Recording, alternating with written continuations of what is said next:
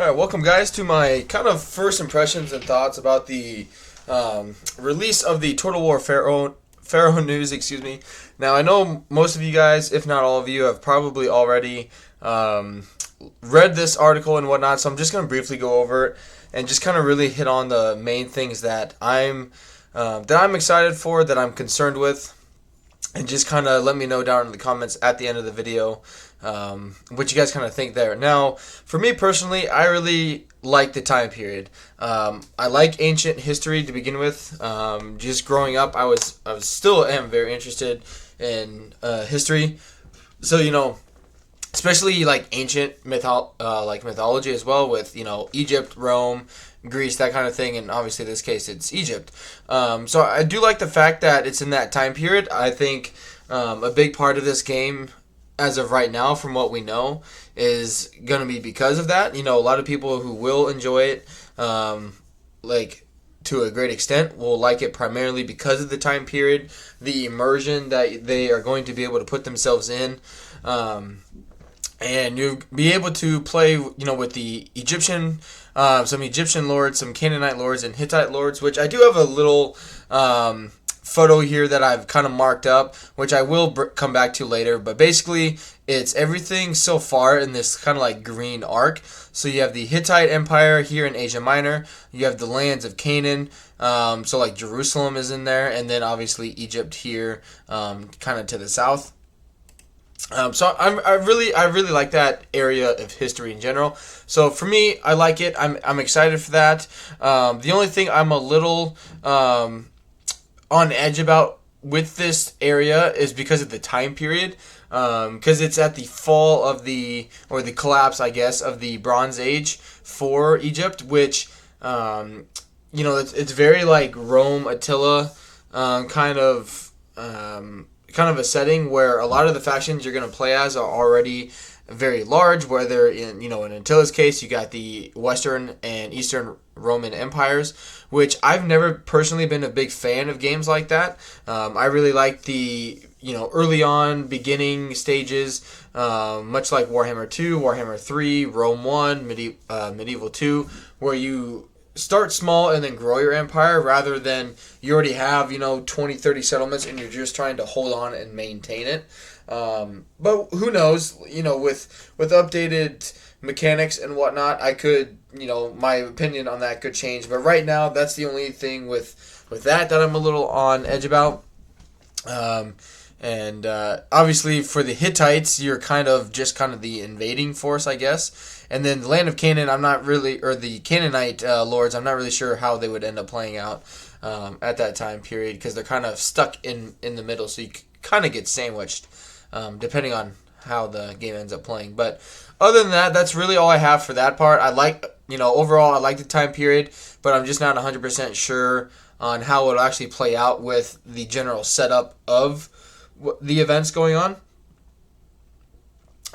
Just going down briefly here a little bit, you'll get the 8 playable lords, 4 Egyptian lords, 2 Canaanite, 2 Hittite lords. That's fine. 8 lords to start off with the game. For a smaller size game, don't have a problem with that, really. We don't really know much other than the names of the lords that we will be able to play as. Obviously don't know their faction mechanics, don't know their bonuses. So yeah, other than that, that's fine. Like, I don't have a problem with that. That'll be pretty cool. Again, a lot of like the I think with the names and lords and whatnot is going to be a lot of immersion.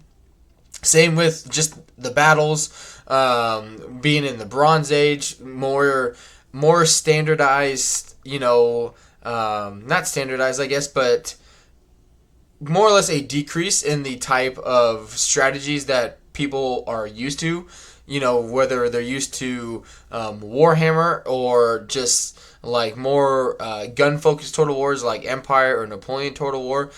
Bronze Age, it's, a lot of sword and shield, flanking maneuvers, that kind of thing. So it'll be interesting for me personally anyway to see how people kind of react to that, where, you don't have a giant bombardment spell or a vortex spell or a debuffing area, that kind of thing.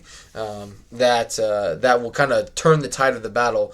Now, I did read there are going to be like fires and whatnot that can happen on the battle map and campaign map, or sandstorms. So I think that's kind of cool, I guess, to kind of make up for that, where there are still going to be things that you're going to have to worry about on the battle map that could make or break some of your units depending on the situation. But other than that, that's totally fine there. So the first part of the blog post and the information we're told, I'm fine with. No big problem there. Really, a few concerns for me is more about the cost and what players will get for it. Coming back to the video or the photo here, like, this is a very small area to begin a game that is charging. I know this is in pounds, but it's very similar in terms of, or it has actually the USD dollar amount here. Now, the base game is $60. For $60, that's like that's Warhammer 2, Warhammer 3 type size of game, and this is a very, very, very small portion. Granted, down the road, the reason I put in these question marks is maybe because they're thinking of future DLCs, so that's why I'm like, maybe there's going to be some DLCs here. Maybe they bring in Troy somehow, like the Saga game Troy with the settlements and things going on in Greece. Maybe they bring in Mesopotamia and Babylon and India, Persia, that kind of thing later down the road, and so that's why they're charging more right from the get-go. But my initial reaction to the prices is basically, what the hell are they kind of thinking? It's like the base game, let alone the Dynasty and Deluxe versions, which the whole pricing and whole like Deluxe and Dynasty edition and what you get from it, I just don't know what the kind of idea is behind it. And all of this, again, is taken just from the information we know. We obviously haven't seen gameplay or anything like that. But the Deluxe edition, you get a digital soundtrack. What does that mean? Does that mean you don't have a soundtrack in the game if you don't buy the Deluxe version? Now, granted, and in terms of the moving on, like, to the DLCs, are these DLCs obviously like coming down the road? But like, other than the fact that it's a DLC, and you're having 1, 2, 3, and 4 here, like, what are they? If you're trying to get a consumer to pre-order a game, and all you're telling them is that it's literally a DLC is coming, that you have planned 3 DLCs, that is telling the consumer nothing, which is I'm very hesitant to personally pre-order the game, or as a content creator, tell people like, oh yeah, you should pre-order it because of X, Y, and Z reasons, because they're really, in terms of this, there isn't none. There's no information, that it's not a Canaanite DLC or Hittite DLC or Legendary Lord DLC or anything like that. It's like, hey, here's DLC 1, DLC 2. The 4th one is just a campaign pack. And what does that really include? Is that like a overhaul DLC of the previous packs 1, 2, and 3? Is that just basically a giant patch that's going to come with, maybe some heroes overall? Like, what is the campaign map compared to the DLC faction packs? So I just don't know.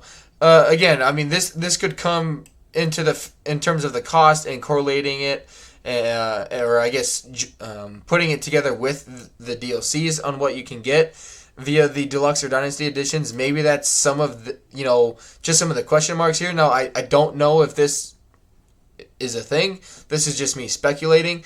Maybe it is Mesopotamia, obviously Babylon, Persia, even further to the east. I have no idea. Maybe the campaign thing is incorporating Troy into the game and making it kind of a bigger map with like Mortal Empires, kind of situation. I just don't know. But as of right now, asking someone to pre-order a game with as minimal information as we have, on top of that, if we go to Steam, you have the trailer video, which is, most of it is a scarab pushing a ball of poop. You have 4 screenshots. Some battles. This could be a battle or just campaign map, a sunset, and another siege battle. So like you're just, as of right now, you're asking consumers to pre-purchase a very expensive game with basically no information and just the hope that they buy it.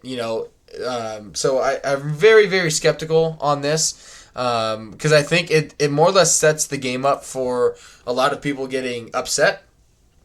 Because if they pre-purchase the stuff and the game doesn't sell well, what happens if they never get to this campaign pack? What happens if they never get to pack 3? And we have another like Three Kingdoms situation on where they have this DLC planned, but they cancel the game before it even gets there. Like they're not going to refund, people their money with that. So like what's going to happen with that? I just don't know. But that's my thoughts on the price and the DLC. I know that's going to be a pretty heated, probably very, very focused on and big points of discussion.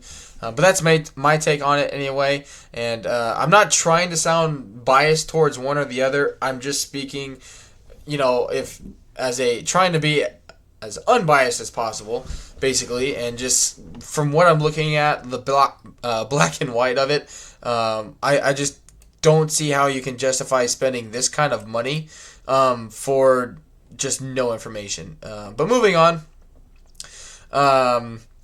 one thing you do get, with the pre-ordering stuff, you get a few cosmetics in an early access weekend. Now, the cosmetic thing, I'm a little torn between.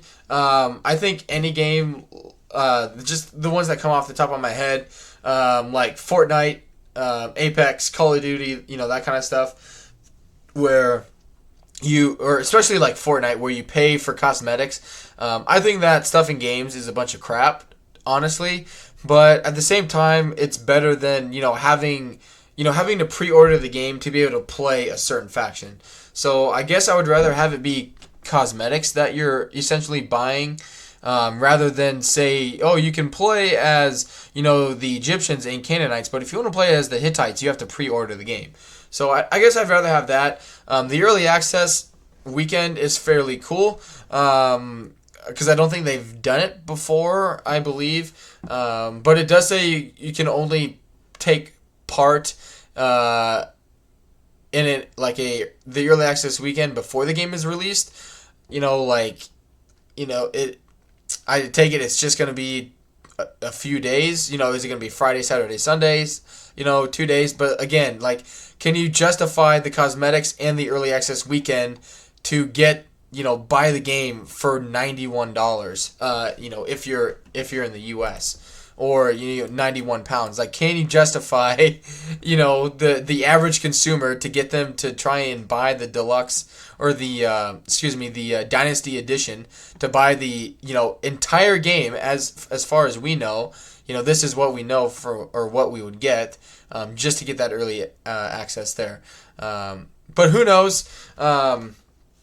That's really kind of all I have on my thoughts on it at this time. I'm kind of torn between it because I'm excited that we're coming back to total or historical Total War.